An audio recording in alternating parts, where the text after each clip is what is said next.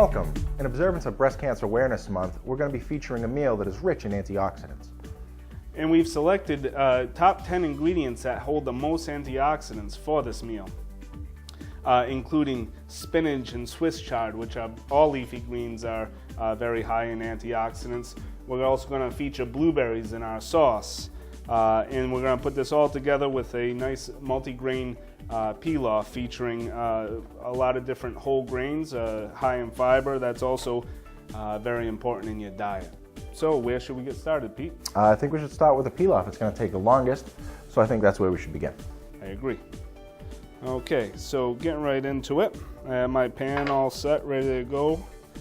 Just going to add a little of extra virgin olive oil, and I got to start by sauteing some vegetables. We have onion, diced onion, right in, about a half a cup or so diced onion, about a half a cup or so of julienne carrots, and this is going to start, we just start sauteing that to start extracting the flavors from the vegetables that is going to help with our pilaf.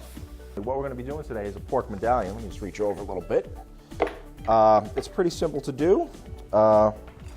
Anyone can do it. The first part, I'll show you a little bit. You want to clean all this white skin right off.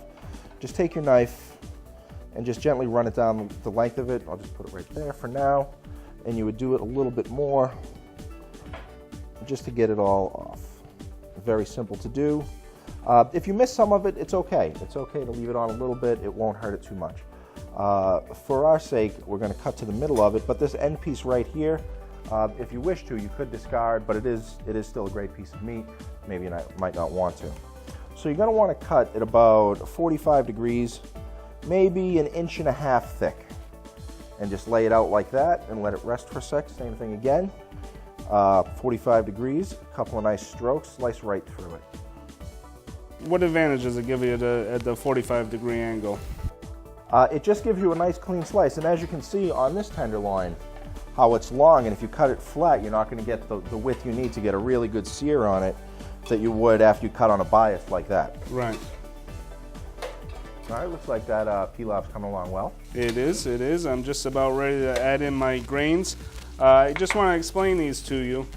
In the front, we have two types of quinoa, which was first of all these grains go back to the beginning of civilization, basically. Quinoa and what we call wheat berries now was called spelt at the time, and bulgur wheat, and there's coarse bulgur wheat and a fine bulgur wheat. Basically, these are all seeds from grasses. Okay, these were the first cultivated plants that they took these seeds and started using them as whole grains and then milling them into flours to make other products. By then, the Egyptians, the Incas in South America. So the quinoa, we have both white and black quinoa again. I'm going to get those toasted in there. Yeah. And I like the color variation between the white and the black quinoa. Also going to throw some wheat berries in there, some spelt, and a little bit of the coarse bulgur wheat. All right. And just like we were making rice pilaf, we just have to toast those grains a little bit. Let them get incorporated with the olive oil that we put in the pan so that the grains don't stick together, right? That is true. And also give it that nice toasty, nutty flavor that we get when we with grains. I like the differentiation of all the grains in there. It makes it very, very interesting. Yeah. Okay. And then, so just like, again, cooking most grains and rice, we're going to add some sort of liquid, whether it's water. In this case, I have chicken stock, homemade chicken stock. And it's always a 2-to-1 ratio. So that means I need double the amount of liquid for the amount of grains that I put in. So that's all set. Just give it another quick stir. And we're just going to let that simmer. So now that this is on simmering, it's going to go for about 10 to 15 minutes until the grains fully soak up the liquid and they're nice and tender. You want to give it a taste. If the grains aren't tender yet, you simply just add a little bit more chicken stock and continue to simmer it until all the stock has been incorporated and the grain is nice and tender. Pete.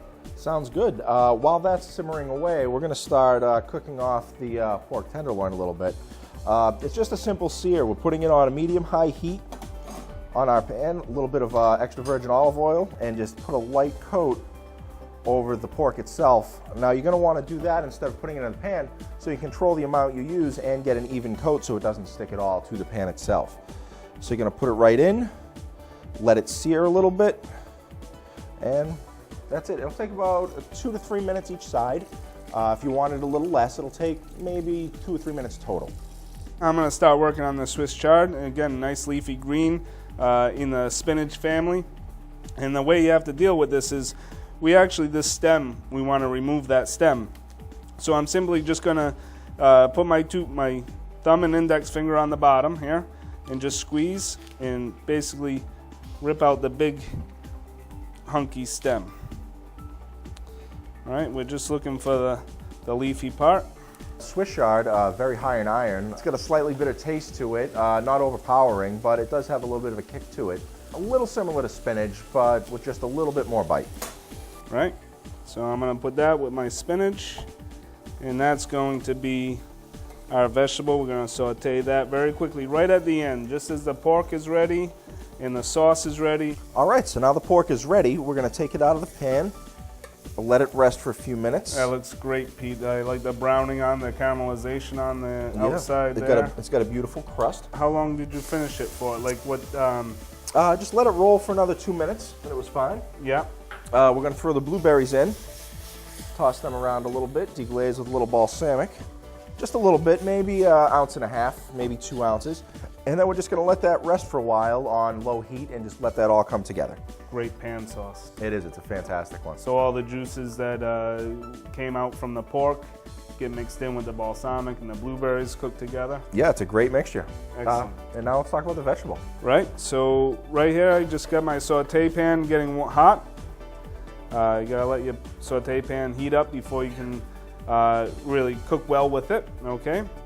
Again, we're using extra virgin olive oil, a little bit in the bottom of the pan. Get that all coated. And very, very simply, we're just going to add our Swiss chard and our spinach. And it looks like quite a bit in the pan, but this is actually going to shrink down to almost about a quarter of this volume that's there now. Thank you very much, sir. You're welcome. All right, so we just let that get all nice and hot. Yeah. Now, how long does it take to cook this? Again, this should only take about 30 seconds to a minute. It doesn't take very long. You won't want to cook them very much at all, because the more you cook it, the more of the nutrients and antioxidants are going to break down and you'll actually lose. So cooking them nice and quick with olive oil over in a hot pan is the best way. So tender, but not overcooked. Exactly. Great.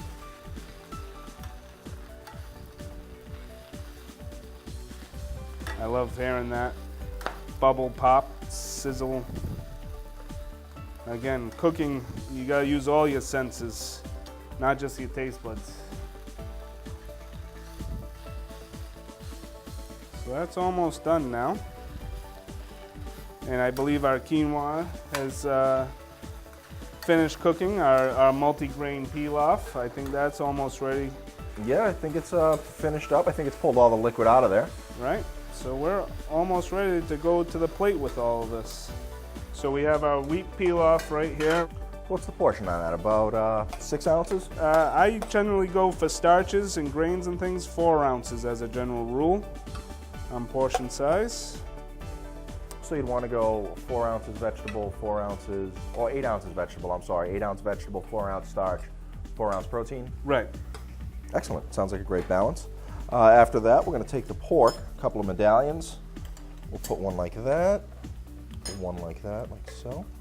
On the back side, like that, coming around. And I got our wonderful spinach and Swiss chard mixture right here, just right on the side. One there. One there. Looks like I was a little heavy-handed over here, so. A little extra vegetable never hurt anybody. All right. There we go, even it out. And now with the sauce, the blueberries, you want to cook them just until they start to break open and bubble a little bit.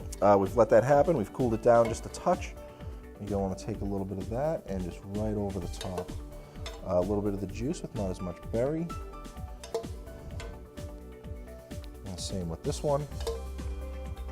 Now again, blueberries, very, very high in antioxidant, and believe it or not, go fantastic with the pork. This won't be anywhere near as sweet as you think it would be with it being blueberries. Right. But that's the balance we use with the vinegar and the blueberries. Yeah. So let's try this, Pete.